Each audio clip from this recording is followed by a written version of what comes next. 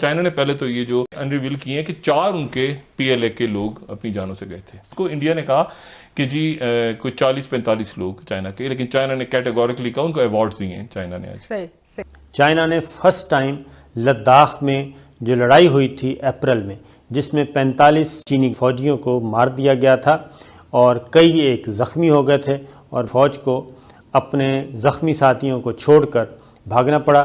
दरिया गलवान में उन्होंने छलांगें लगा के अपनी जान बचाई और कई दरिया की नज़र हो गए। तो उस वाक़े की वीडियो जारी की है। इस बारी आया था, लात मार का भगा दिया, बोला भागो और भागना पड़ा। 9 महीने तक जिद करता रहा, 9 महीने तक जिद करता रहा एक जिद्दी बच्चों की तरह, लेकिन 9 महीने के बाद उसने वो इलाका छोड़ना पड़ा। ये फर्क है, ये फर्क है।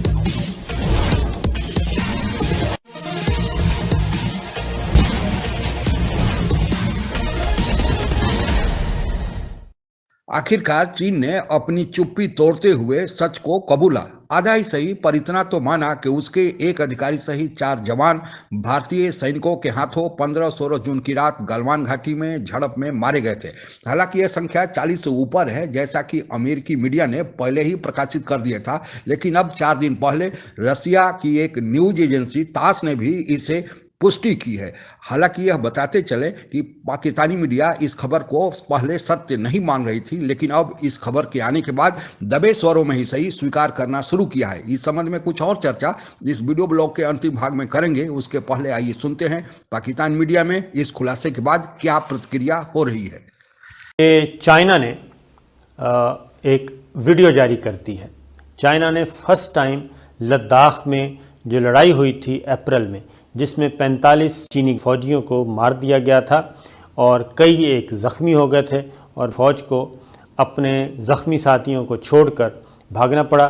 दरिया गलवान में उन्होंने छलांगें लगा के अपनी जान बचाई और कई दरिया की नज़र हो गए।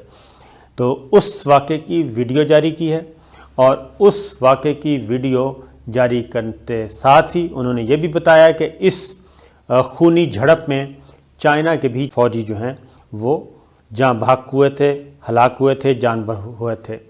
और उसमें चीनी गवर्नमेंट ने, चीन के वज़ारत दफ़ा ने सिफारिश की है कि बहादुरी से लड़े और इसलिए उनको आला तरीन जो फ़ौजी एजाज़ात हैं वो देने की सिफारिश की है। इंडिया अपनी चोटियों पे कब्ज़ा बरकरार रखा। डिटेल्स चाइना ने इसलिए जारी की हैं, अब चूँकि वहाँ पे सीज़ फायर हुआ है वक्ती तौर पे। तो में चाइनीज आए हैं या सामने से आने की उन्होंने कोशिश करी है। वहां पे चाइनीज 1 मिलियन अपनी आर्मी डाल दें, वो पहाड़ फिर भी 1 मिलियन लोगों को, 10 लाख लोगों को खा जाएंगे और पता भी नहीं लगेगा वो लोग कहाँ गए। माउंटेन्स ईट मैन, हम लोग फौज में हमें सिखाया जाता है कि माउंटेन्स ईट मैन। और आज वो मजबूर हो गए वापस जाने के लिए, बिकॉज वो विंटर, मुझे लगता है एक तो विंटर नहीं झेल पाए, बहुत बड़ी बात है। और दूसरी चीज है ताहिर साहब की, मुझे लगता है कि जो उनको इंडियन आर्मी से एक उनके मन में एक जिसको कहते हैं गलतफहमी थी कि वो आएंगे साहब, थोड़ा सा आंखें वांखें अपनी दिखाएंगे, थोड़ा सा जिसको पंजाबी में कहते हैं ना डोले छोले थोड़ा सा दिखाएंगे, तो फिर वो इंडियन आर्मी डर के कांप के पीछे भाग जाएगी।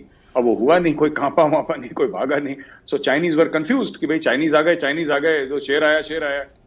तो इन्होंने बोला शेर आया तो ठीक है, देख लेंगे जब शेर आएगा। तो अब पता लगा कि शेर बिल्ली था। शेर को ठंड लगी, -40 -50 डिग्रीज में। शेर की आदत नहीं थी रहने की।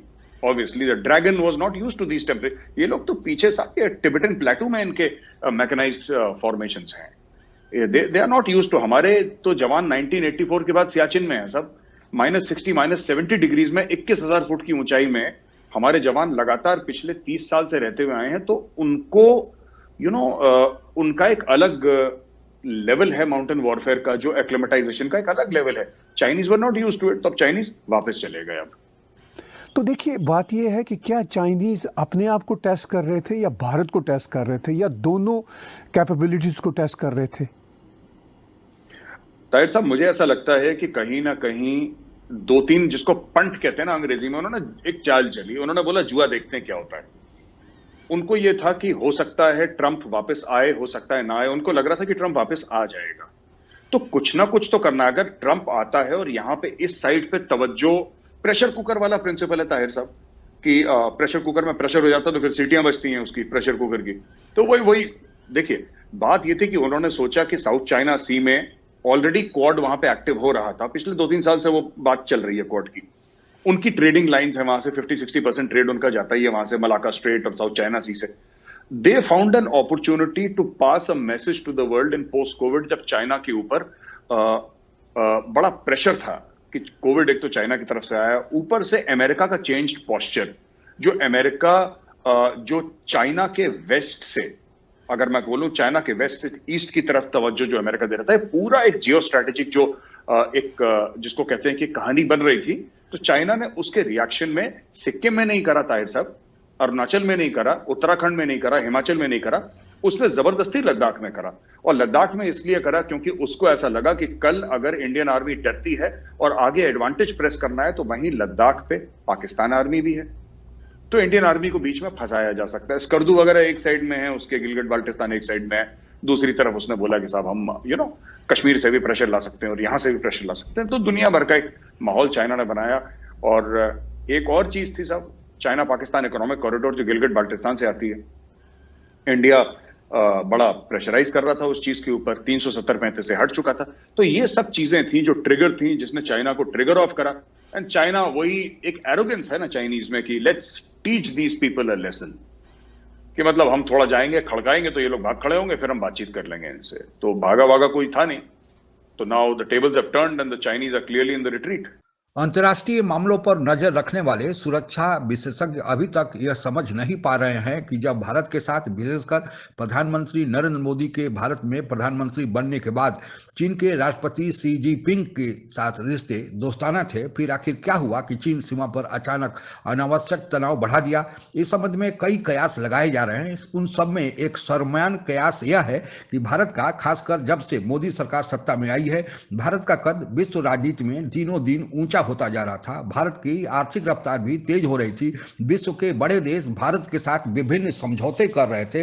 यहाँ तक कि अमेरिका ने भारत को G7 में शामिल करने के लिए पिछले साल न्योता भी दिया था। आप लोगों को ज्ञात हुआ कि G7 में अमेरिका सहित 7 विकसित देश, कनाडा, फ्रांस, जर्मनी, इटली और जापान और UK शामिल हैं। प्रधानमंत्री मोदी के कद को बड़ा होते देख चीन ने जलन महसूस किया और छोटा करने के उद्देश्य से चीन ने यह सोची समझी चाल चली। पिछले साल का समय भी चीन के लिए सूट कर रहा था, क्योंकि विश्व महामारी के चपेट में था और अमेरिका अपने राष्ट्रपति के चुनाव में लगा हुआ था।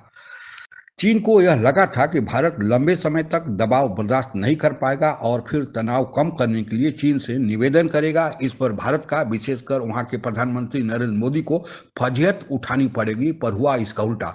भारत ने जैसा जवाब दिया, जिस कदर सैनिकों का डिप्लॉयमेंट सीमा पर किया, चीन को 9 माह में ही यह समझ में आ गया कि भारत के साथ उसकी दाल गलने वाली नहीं है। मजबूरन चीन को ही समझौते के लिए निवेदन करना पड़ा, वह भी भारत के शर्तों पर। हालांकि इस सीमा पर तनाव के दरमियान कुछ चीनी भक्त भारत में भी बैठे थे, जो चीन का गुणगान करने से नहीं थकते थे और कोई कसर ऐसा नहीं छोड़ा जिससे भारत के सैनिकों का मनोबल कम हो। पर अब उनको भी इससे जवाब मिल गया होगा। आज का भारत सक्षम भारत है, सबल भारत है, हमें इस पर गर्व है। आज के लिए बस इतना ही। आप अगर हमसे जुड़ा रहना चाहते हैं तो कृपया मेरे चैनल को सब्सक्राइब करें तथा बेल आइकन भी दबा दें, ताकि नई वीडियो की जानकारी तुरंत आप तक पहुंच जाए। धन्यवाद। जय हिंद।